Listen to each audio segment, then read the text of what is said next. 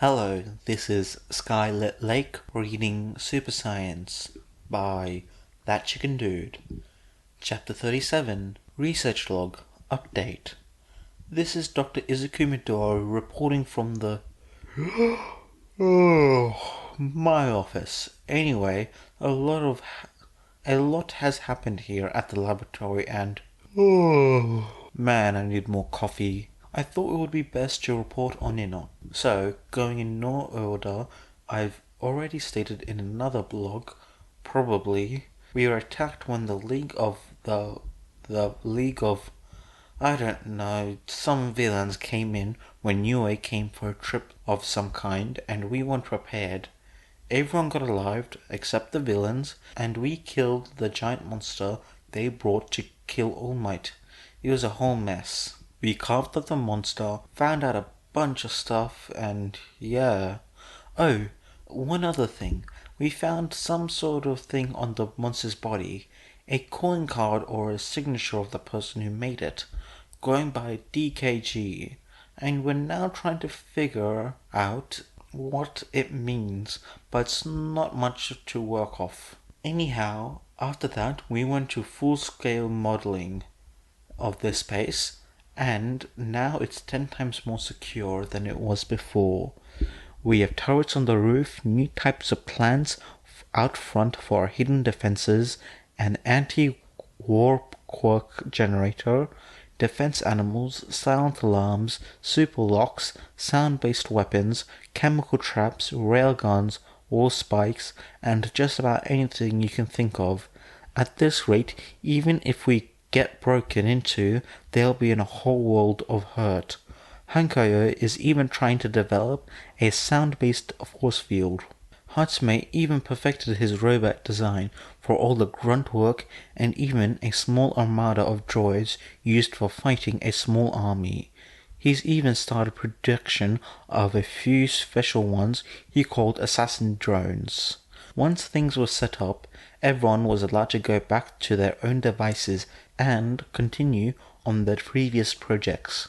I personally haven't had the time to do any since I've been busy with stuff and things, and giving pointers or helping out with other projects and developments. I really do want to work on my own stuff, but I always find myself helping others with something or writing down notes on an idea I have and expanding on it. Then it becomes too much and I give it to the rest of the team to see if they want it. After that, we then set up a meeting on the problem with Torchwick. In short, he's gotten way bigger. We discussed determination, but in the end, it was Professor Hollyhock who gave us an alternative. She made something called the reset bomb, a small device the size of a really big watermelon covered in flora and highly unstable, using a piece of the original Singularity soul. In short, when this thing hits an area, it will cause a massive and sudden growth of indigenous plant life, after which we tested it in the fallout zone of Hokkaido, and it worked. It worked so well that we decided to completely scrub clean the radioactive zone, and now it's safe for rehabilitation. Of course, this caught the attention of the government, and they called a meeting with us. We prepared for this kind of event, and things went better than expected. Then, we decided to go public, and things didn't go well. During my speech, a quirk supremacist tried to kill me, but failed to do so. For some reason, he found out I was quirkless, and I have no idea how, but he did. I have a hunch it wasn't a coincidence, but the gunman isn't so keen on talking to the police. It was really scary. It was like looking at Bakugo, and this time he was out for blood and more. After this, Hollyhock made a new reset bomb that was modified. It looked about the same, but it was far larger, around the size of a small car, with larger fragments of the Singularity Soul inside. This one was dubbed the Island Bloom, and as the name suggests, it causes an island to form in an open ocean. If we had used the normal reset bond to do this, then we would have just made a really big coral reef, which could be used to revive the coral reef around the world. We were supposed to throw Torchwick on there and the moment it sprang up, but Egon said we shouldn't, as he noticed even hours later that the new island is still developing, so it needs to ripen, as he says. It should be ready in a week or so, but I hope it's sooner because Torchwick is already getting to be the size of Gammoth. As for the island itself, it is quite possibly one of the most geographically marvelous places in the current world. It has so many different biomes in just 4,000 miles. There's deciduous and evergreen forests, a jungle, a savanna, a desert, a swamp, a wetland, a high mountain with snow, a volcano with active lava flow, and some more I can't remember. From all this we decided to name it. Atlantis was immediately out, so it wasn't located in the Atlantic Ocean. So instead, we decided to call it Pacifica, after the Pacific Ocean. Anyway, back to what I was saying. What was I saying? I forgot. Where should I go from here? Oh, I know. I'll report on what everyone made in the time that this place became more fortified. First is Cho, who I already stated before has outfitted the facility with far more dangerous methods. She even started to make a laser gun with Dr. Cluck. Then there's Hastame, who, as I already said, is making new and improved robots. Honeylemon has produced a whole host of different materials from several chemical compounds such as super adhesive concrete for buildings, an instant air cushion for people who attempt to jump from high places such as suicide and trapped on top of burning buildings, and even super dissolvents to speed up demolition. She's even been working closely with Anima on creating a new form of bacteria that eats inorganic matter like plastic, glass, and metal. We actually finished that one and have managed to purchase Takoba Municipal Park Beach for experimentation. Hankoyo has figured out how to turn a splinter that is primarily positive or negatively charged into a base.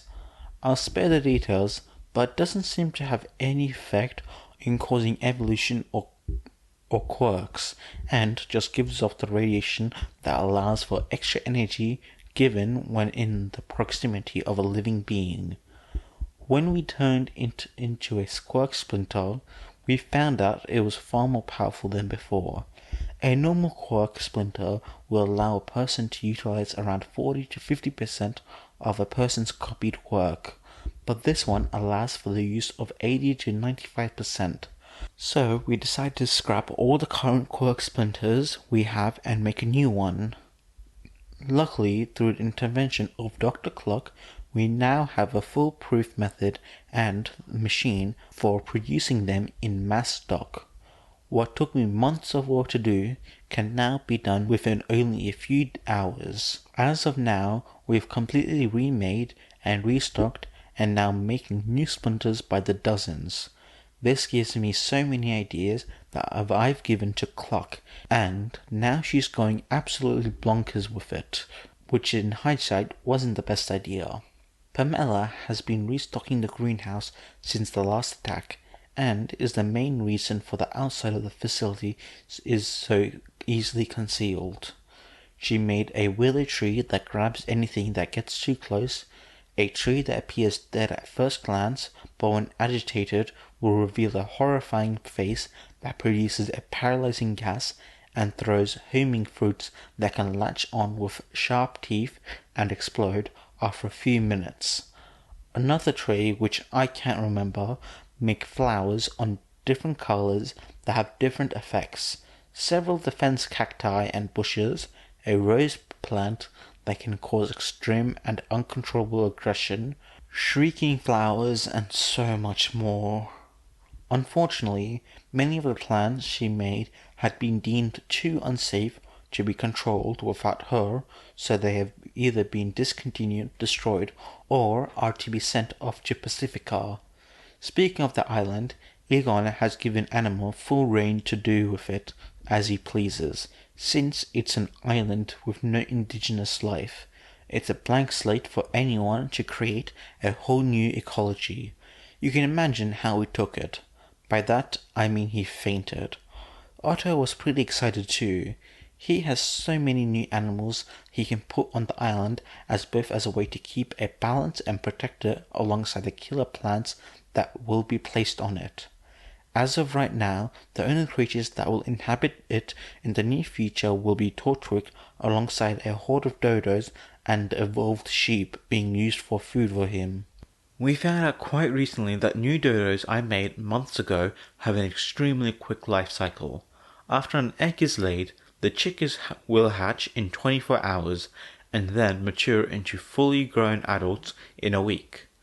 How Pete has lived for this long still astounds me.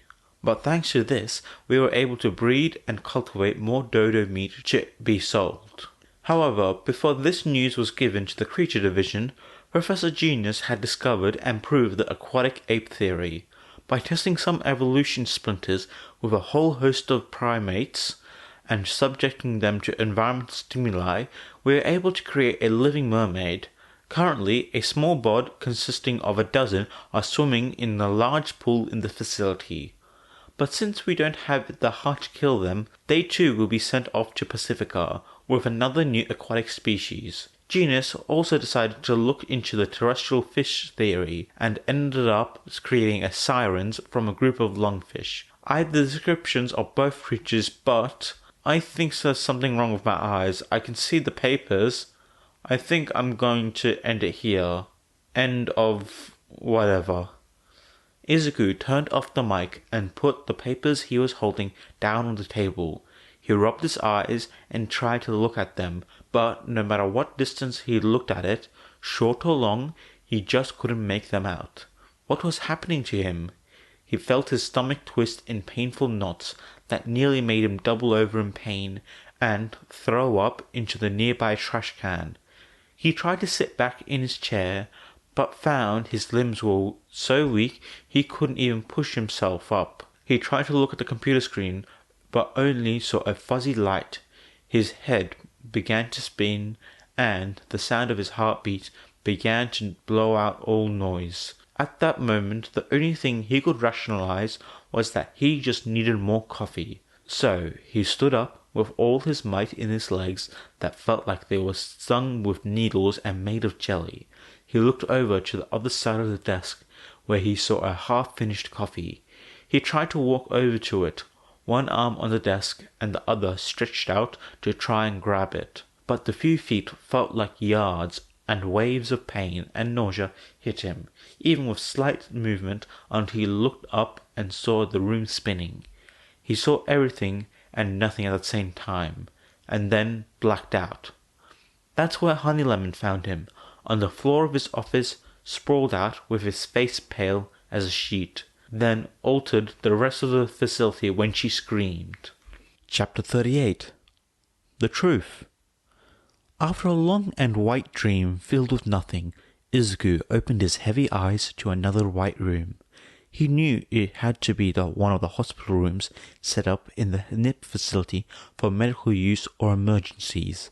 He could only guess he was that emergency. Even with such a foggy mind, he looked around and saw a person half asleep in a chair next to him. He immediately knew who this was and with a weak voice called, Professor? Izuku! Egon shot up from his half-sleep while embracing him tightly. While on the edge of tears, he said, "Oh, thank God you're awake. I almost thought you had slipped into a coma." What happened?" Izuku asked him in a wary tone. Pulling away and wiping his face, Egon asked back firmly, "What do you remember?" Izuku took a few moments to think it over, then told him, "I was in my office doing a lot of updates. I felt sick, and then nothing." He looked over to Egon with an expression crossed between confusion, desperation. as if pleading with its eyes, trying to ask what happened. Izuku, you had a serious medical emergency, Egon told him after taking a deep breath and continuing to tell him. I'm not sure how to describe it, but you had a burnout, and a bad one at that. A loud honk was heard as if to agree with this statement. Izuku looked down at the foot of his bed to see Pete nesting there. He then turned back to the professor, and almost trying to make a joke of it, he asked, Was it that bad? With a deep and somber expression, Egon explains to him, Izuku, your heart rate, blood sugar levels, and pulse were off the chart. Your body was under so much stress, we thought you had brain damage, not to mention the lack of sleep and nutrition in your bloodstream. It was mostly caffeine. He then looked off to the side, biting his fingers before telling him, Izuku, you nearly died. Then Izuku noticed something he hadn't done before. He initially chalked it up to just waking up after a dead sleep, but now he saw how blurry his vision was, so he asked, What's wrong with my eyes? You look so fuzzy. You put so much stress on your brain and eyes that you ended up messing up your vision permanently, Egon told him in a serious voice. He then went to his coat where a new pair of glasses had been made for him. Unfortunately, they weren't there, and just before he could start looking around, he heard Pete start to choke. The dodo coughed loud and violently, before finally regurgitating up the glasses. Egon sighed and swiped the spectacles before the bird could attempt to eat them again. After shaking and wiping them off clean, he put them on the teen's face while telling him, We found your prescription while you were out and made a pair for when you woke up. When Izuku's eyes adjusted to the new frames, everything looked like it had before. As he looked around the clear room, he instantly took notice of the state of Egon, so ragged and worn out with bloodshot eyes, like he hadn't slept for days. A light beard dusted his face. Izuku didn't even know he could grow facial hair. He just looked bad. Even Pete looked worse for wear in comparison to how he normally looks. After taking everything in, he asked, How long was I out for? Egon raised an eyebrow and asked, Is that seriously what you're focusing on? Izuku made no counter, so Egon huffed and told him begrudgingly, You're out for days. A few days? Izuku yelled while suddenly getting a burst of energy and trying to spring out of the hospital bed while yelling, I have to... Pete honked in fright and suddenly jumped off the bed, only to try and hide right under it. But Egon caught him by pinning him under his body and exclaiming, No you don't. Trying to wrestle the wriggling teen, he yelled, You are not leaving this hospital bed until you're 100% again. No exceptions. No, I have to, Izuku argued back. I said no exceptions. No, I have to. Let me go. I have to go back to work. Izuku attempted to struggle even harder, making the heart rate monitor go crazy. Freaked out by this, Egon pulled a syringe from his pocket and proclaimed, That's it. He then stuck the needle into the teen's neck and pushed the plunger, making the teen cry out at first before suddenly falling into a slump and calming down. Sorry kid, you left me no choice. Egon apologizes while getting off him. As Egon resituated Izuku in his bed, the teen immediately realized the man used a tranquilizer on him. As he felt the effects of the drug set in fast, he had still attempted to fight back and tried to exclaim, But I have to. No you don't, Egon yelled. As he lay there, Egon then fell into his chair beside him, clutching his hair and breathing out a stressed breath. He asked in a fearful tone, Izuku, why are you doing this? Why are you hurting yourself so much? Did you not hear the part where you nearly died? But, Izuku tried to argue. Egon whipped his head to him and exclaimed, in a half-yell with an expression of fear and pleading, But what, Izuku? What? What excuse could you possibly have for hurting yourself like this? Izuku said nothing in return, and Egon turned away as he told him, I tried to help you and did. All of us did. But we didn't want to push the issue in case you regressed more. We wanted you to come to us. He then took a shaky breath, balancing on the edge of crying as he said, Now, I see that was a mistake. Izuku saw all of this and couldn't help the hard pinning in his heart. He had done all this to himself. He didn't want to, but he did. He hurt one of the few people who cared about him the most. Speaking of such, Izuku! Inko yelled as she burst into the room. Looking up weakly from his bed, Izuku asked, Mum? Inko immediately wrapped the teen in a hug and sobbed as she said, Oh baby, yes, it's me, I'm here. Inko cried into her son and Izuku lay there in tears, welling up. Egon looked on and thought to himself after a bit of interjection and asked, Inko, can I talk to you? Inko got off her son, looked at the man, nodded and wiped her tears away. After assuring her son she'd be back, she stepped into the hallway with the tall man where he stated, After assuring her son she'd be back, she stepped into the hallway with the tall man where he stated, Inko, I'm so sorry this is all my fault. I should have been more strict with him, but I was trying to be too gentle and now he's here. Inko shook her head as she watched him drop his head in shame and assured him, Don't be ridiculous, Egon. It's not your fault. You never once hid your concern about Izuku from me and kept me up to date. If anything, it's mine. Once again, I proved to be an incompetent mother and allowed something terrible to happen to my son. Egon chuckled dryly at seeing her put this blame solely on herself, and said while taking her hands, Then I guess we both share the blame. Inka leaned her head on his chest and asked, Why did he do this to himself? Egon sighs and tells her, That's what I was interrogating him about. Then let me help, she offered him, to which he agreed. The two of them then walked into the room, where she started off saying, Izuku, but the boy looked away as if knowing where this conversation would lead, and Inko told him, Please look at me. But he refused, but Inko tried a bit more firmly. I need to know. You need to tell your mother why you did this. Please. I'm fine. Izuku finally babbles out, still averting eye contact. At this point, Egon's blood pressure shoots up and he puts on the bad cop motif as he yells, No, you're not. You're lucky to be alive after the stunt you pulled on your body. Egon! Inko scolded him. Inko, I'm not going to sugarcoat this for him. The sooner we get to the source, the sooner we can nip it in the bud. Egon argues back. I told you I'm fine, Izuku says a bit louder while looking at them.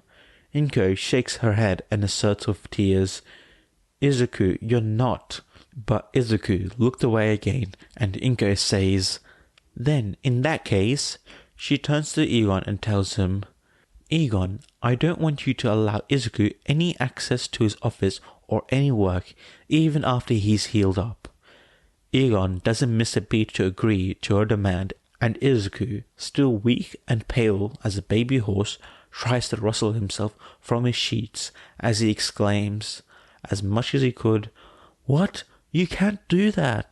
Inko looks at him sternly through her watery eyes and tells him, You may be working and have a salary, but you're still my child and my son. The dam finally breaks and Izuku tells it with as much gusto as he could, and with thick tears he shouts, Fine, I need to do this to make up for it. Make up for what? Inko repeats. For what? Egon asks. For my failures, Izuku finally admits as tears start to freely fall off his face. After sniffling back his emotions, he explains, I couldn't be a hero. I became repulsed with both the idea of it, but I never really forgot. Both Inko and Egon's eyes grew wide at this, and he continued, If I couldn't be a hero, then I'd help them to make up for it. So that's what you're gonna say when we first opened this place, Egon says to himself in remembrance. After stopping a bit, he continues to tell them, I thought it would be easy, but then the villains and the quirkist and Bakugo, it made me realize I wasn't trying hard enough.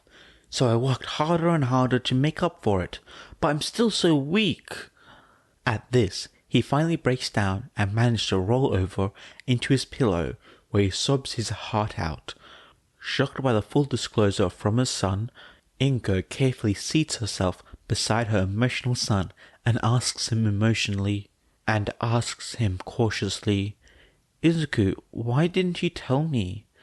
Izuku calms himself down enough to speak and tells her, You don't make it easy for me to tell you. Inko, shocked by the revelation, couldn't bring herself to reply.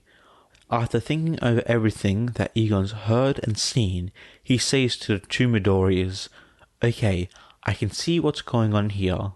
They both look at the unusually calm man as he tells them, It's apparent that this is going a little deeper than some unresolved self-issues, but an issue of trust and truth.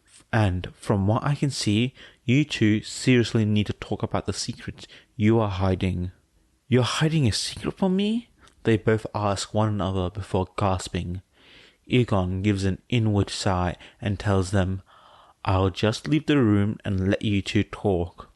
Once the scientist left the room with the dodo tucked under his arm, leaving the mother and son, they both stay there in uncomfortable silence for way longer than they need to.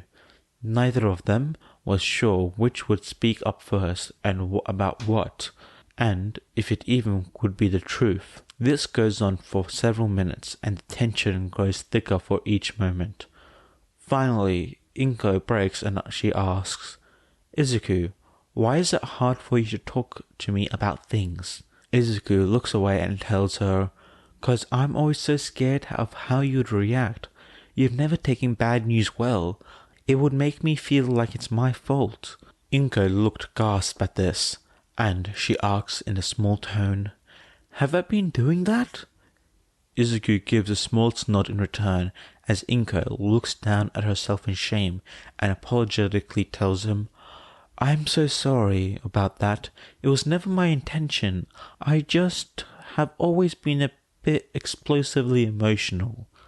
They both go back to silence when Izuku refuses to speak back, so Inko continues and asks further, Do you feel this way because of how I reacted when we found about, Again, another small nod. Her eyes welled up as she said, I'm sorry, Izuku. I was so young back then. Your father left and I had no idea what to do or say. She wipes her face and gained control over her emotions as she admits, But Egon is right. There is something I have been keeping from you about your father. Izuku sighed as his mother trailed off and answered for her. He is not in America for work, just to avoid me, right? Shocked by his spot-on guess, she stammered out, How did you... Izuku looked away as he explained, I kind of figured it out, and you hid it from me because of what I was going through. Inko teared up once again, and she told him in an apologetic tone, I'm sorry I lied. At the time I thought it was good for you. I understand. Thank you for telling me. I thought I would have to bring it up, he told her as she leaned down to hug him, and he tries his best to hug her back. After they broke away, he sighs stressfully and says, I guess it's my turn.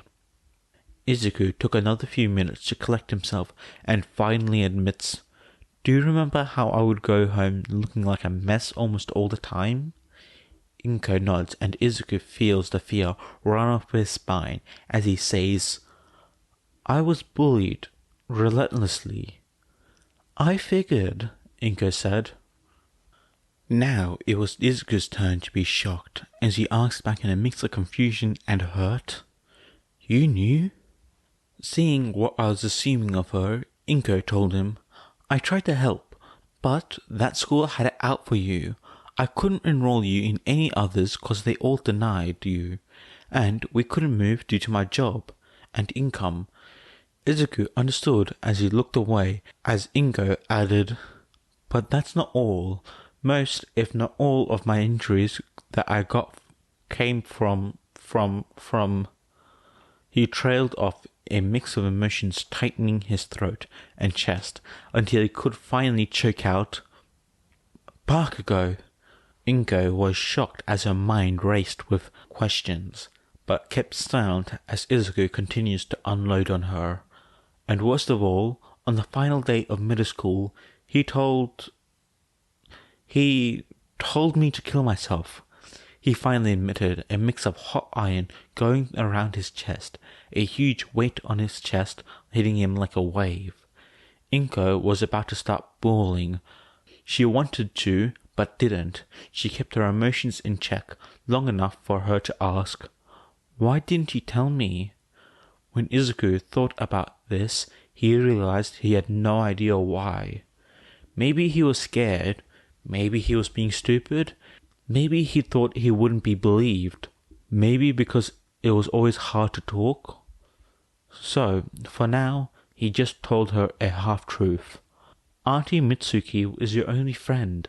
I didn't want you to destroy the only connection you had. That's why I kept quiet." "You didn't actually..." Inko trailed off, thinking back to what he said. "You didn't actually..." Inko trailed off, thinking back to what he said. "I did," Izuku confirmed, making Inko gasp hard for air until he follows up by saying, "There was more to it, like how I met All Might, and he told me I couldn't be a hero. If it weren't for the flurry of emotion she felt, then she'd be delighted for him to meet the man he was looking up to." But when she heard that, her heart sank. Izuku sniffles back and explains, "But that was the day Egon found me, saved me, and gave me a new path. He's my new All Might. My hero, my light in all the darkness of my life. That's why I did what I did, so I could live up to him." Izuku began to cry again, thinking back to the day he was saved by no hero, but a normal man who was better than any hero out there. After calming down, his feelings of nostalgic gratitude faded away, as he said, "Maybe I still want to be a hero, but I want to be known and not invisible. Maybe I want some credit. Maybe I don't know." Inko cupped her son's weeping and emotionally broken face, telling him with sweet words, "Izuku, you've already done so much and are credited for so much more. You helped make this place, helped UA during the attack, aided Egon in his initial research in the Singularity Soul," he corrected her. Inko's sweat dropped and continued saying, "Right, that. What I'm trying to say is, you've already become a hero in your own right. You don't have to live up to anyone apart from yourself. You are known for so many good reasons, and even if you weren't, you'd be known to me, Eon, and everyone else in the place you made." Suddenly, Izuku felt the last burst of energy he had felt for the whole day. He sat up, wrapped his mother tight in a hug, to which she hugged back. The two Midoriyas shed silent tears on one another's shoulders as they held one another for longer than they knew. When they finally pulled away, cleaned themselves up, and calmed down, Izuku inquired, "Say, you're not hiding anything else from me, are you?" Inko flushed red as she looked away while twiddling her fingers as she admitted, "Well, Egon and I are dating, so..." "Wait, what?" After the two of them separated, Inko left the room with a lot off her chest and thought about what her son told her. Then she suddenly got a call on her phone, and without even looking at the caller ID, she answered it saying, "Hello?" The voice of her best friend Mitsuki practically shouted through the phone as she exclaimed in excitement, "Inko, you long time no see. How have you been? Anyways, you'll never believe it. I got 2 tickets to..." "Mitsuki," Ingo cuts her off. The somber tone she carries made the woman stop and ask, "What is it?" After breathing deeply with the memory of what Izuku told her fresh in her mind, she told her, "I think we shouldn't see or talk to one another for a while." "What? Inko, what are you?" She tried to ask only for the phone line to go dead. "Inko! Inko!" Mitsuki shouted in a panic. "Everything alright?" her husband Masaru asked as he poked his head into the kitchen. Mitsuki looked at the wall phone with a sad expression and said, "Inko just said she didn't want to talk to me and hang up." Masaru came up behind her, hugged her, kissed her head and assured her, "I'm sure Inko is going through some stuff. Her son was in those 2 incidents. Maybe she needs time to sort out her feelings and all that." Mitsuki hums and replies, "I hope you're right." As Inko hung up the phone, her mind clouded with too many emotions to handle talking to her friend right away. Egon walked up to her with Pete under his arms. "Hey Inko, I wasn't pretending to come back here as soon as you were done speaking with Izuku, and I wasn't eavesdropping the whole time and—" He began to tell her until Inko suddenly grabbed him by the collar, pulling him down to her level and passionately kissing him on the lips. Egon froze in place, his mind blank yet racing, his body still yet trembling, his breath caught yet heavy, his face hot and burning. Inko pulled away and told him in a grateful tone, "Thank you for saving my son." Egon said nothing in return. He couldn't say anything, not even a sound, so he just sputtered, grew red, produced steam, and fell to the floor face first. There, Inko looked surprised by his reaction, and Pete began to peck his head. After this, Izuku spent another 2 weeks recuperating in the hospital while being banned from working on anything else. It was nice for him, like a long due vacation, but without anything to do other than sleep, eat, and heal.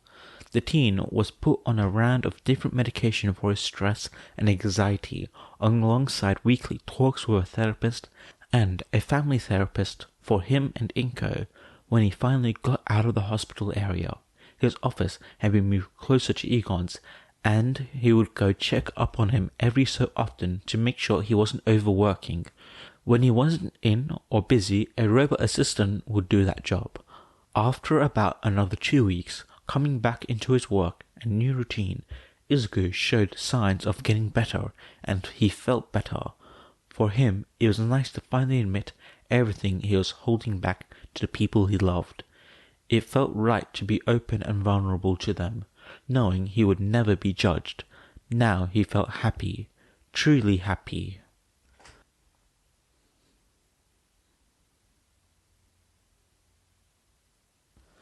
Hey guys, I hope you enjoy this video. This video is quite long, it's 2 chapters. Chapter 37 was much longer than I expected. Same with 38, but that doesn't really matter, I'm just going to put these 2 together. Anyway, we got some story character development for Izuku and Inko. Finally, these 2 had just finally discussed about their feelings, which have been not hinted at, but very necessary, because if they keep on holding their secrets like that, there's going to be no major character development. Also, I like just Egon trying to push it through, he's just watching there trying to get everything moving. Love that how supportive he is. Anyways, I hope you guys enjoyed, and I'll see you guys later. Bye!